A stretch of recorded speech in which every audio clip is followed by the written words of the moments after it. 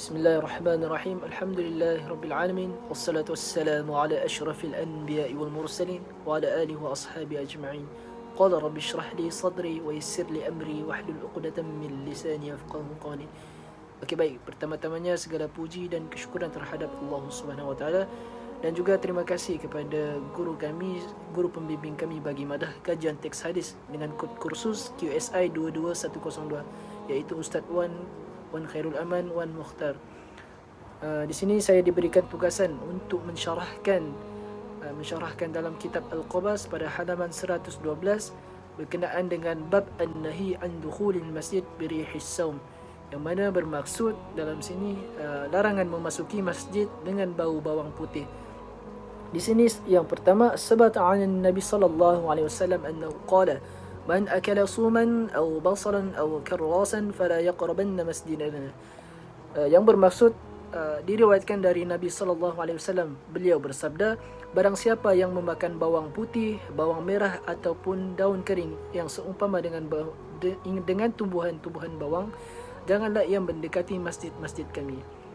Wa wurudil hadis fi sahih min tariq Ibnu Umar wa Jabir wa Anas wa Abi Sa'id wa ووقع طرف منه في حديث Salamah bin Al-Aqwa.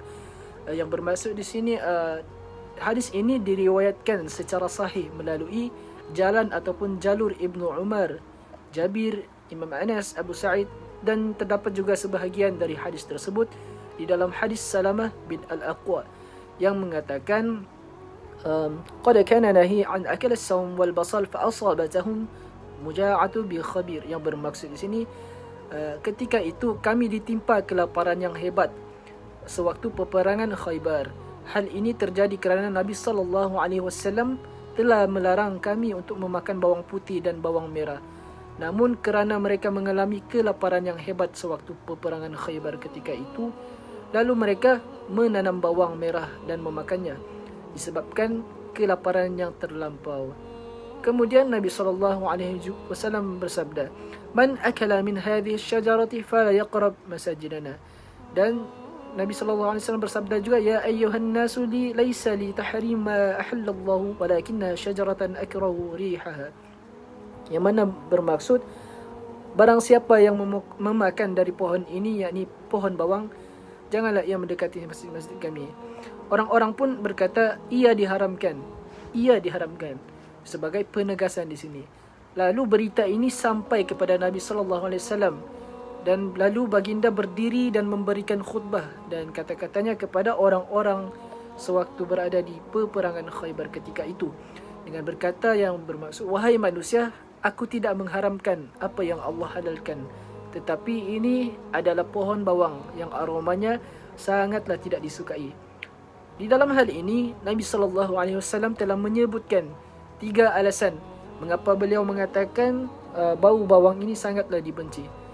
Mereka menyakiti kami dengan bau bawang putih. Kemudian seterusnya pada halaman 113 pada kitab Al-Qabas dalam bab an-nahi an dukhulil masjid birihis saum. Al-malaika tata'azza bima yata'azza minhu banu Adam, wa dhalika yadullu ala annahum murakkibuna min rish wa jism, la kama taquluhu al-falasafa annahum basaitu wa taqul.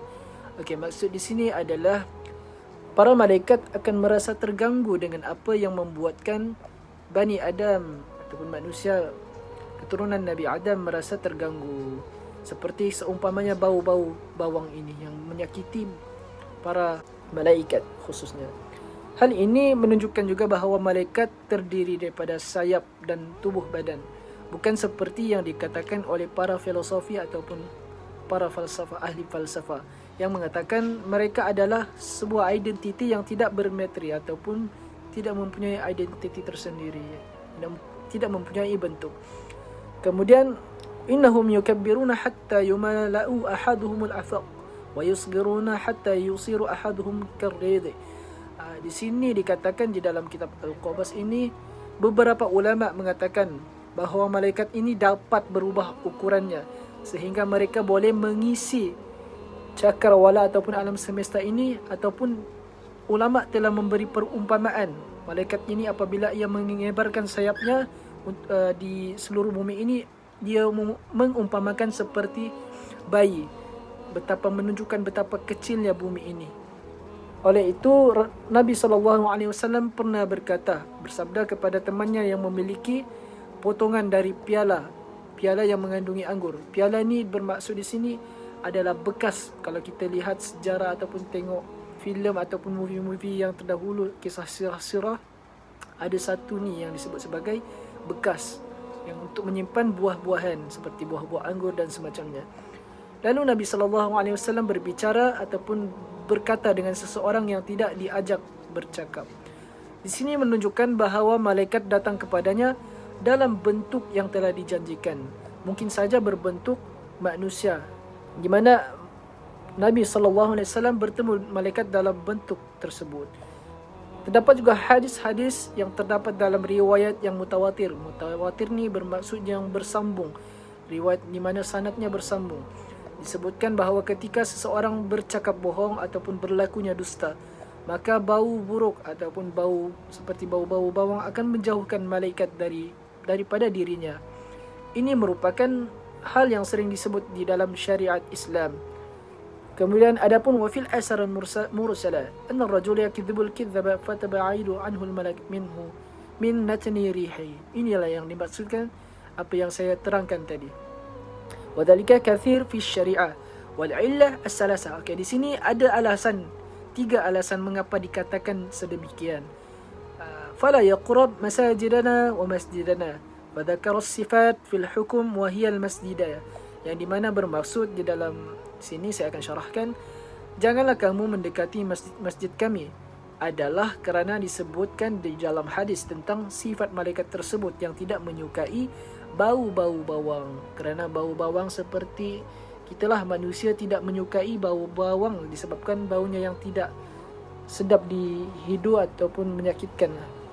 وذكر الصفات في الحكم تعليل لأن الأسماء التي علقت عليها الأحكام على قسمين.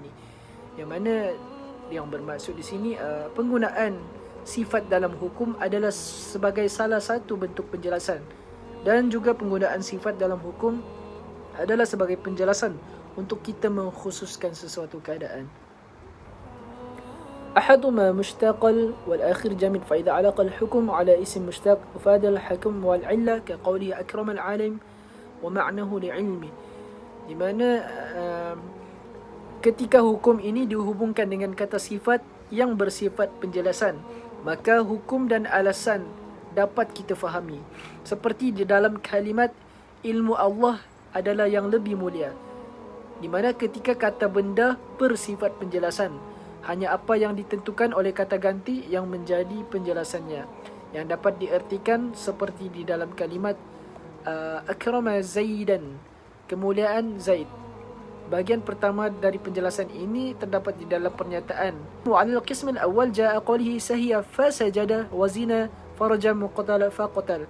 Di dalam pernyataan ini disebut contohnya di sini, Sahara melakukan sujud, lalu ia dilempari dengan batu dan dia terbunuh. وهذا يدل على مسألة حسنة من أصول الفقه وهي تعلق الحكم الشرعي بعلل كثير كامتناع من وطء الحائض المحرمة الصائمة إلى آخر بواحدة. Ini secara langsung saya terjemahkan ataupun saya syarahkan di sini bermaksud Sahara melakukan sujud lalu dia dilempari dengan batu dan terbunuh. Di sini menunjukkan bahawa masalah yang baik dalam prinsip-prinsip fiqh khususnya, iaitu dalam mengaitkan hukum syariat dengan alasan yang pelbagai ataupun banyak.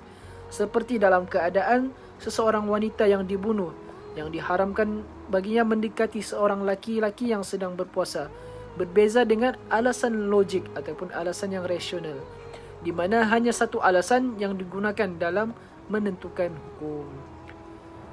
Okey, baik. Alhamdulillah, moga-moga apa yang saya sampaikan dapat menjadi manfaat untuk kalian semua yang mampu mendengar dan mampu berkongsi apa yang saya sampaikan sedikit sebanyak berkenaan perbahasan dalam babun nahi an dukhulil masjid. Syukran ala ihtimamikum wa istima'ikum. Assalamualaikum warahmatullahi wabarakatuh.